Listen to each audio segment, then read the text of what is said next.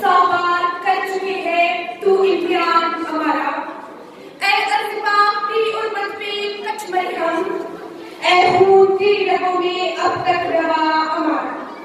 شروع کرتی ہوں اس عظیم ہستی کے بابرکت نام سے جس کے قبضے و قدرت میں ساری خدائی ہے، جناب صدر مجلس، محترم اساتذہ کرام اور میرے مکتب دوستوں ساتھیوں، السلام علیکم۔ آج مجھے جس موضوع پر درگزر کرنے کا شرف دیا گیا ہے وہ ہے 23 مارچ ایک تاریخ ساز دن۔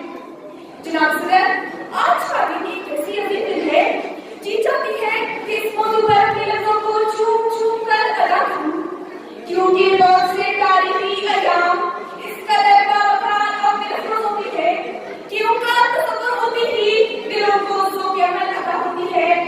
جی ہاں، 23 مارچ بھی ایک خوشبخت دن ہے جس کی یاد برصغیر کے مسلمانوں کی قربانیوں پر خون نچھاور کرتا ہے اور جس کی یاد بانی پاکستان کی قیادت پیش کرتا ہے اور جس کی یاد دو قومی نظری کے خالق کو خراج تحسین پیش کرتا ہے۔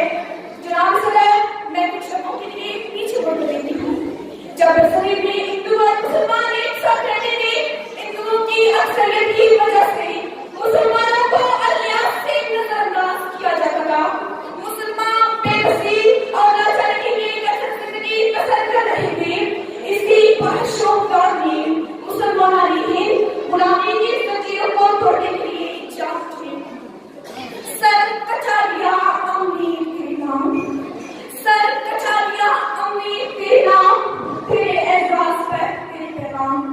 جناب صدر، آج کے اس واقعہ کو دیکھ کر میرے ذہن میں کئی سوالات پیدا ہوتے ہیں۔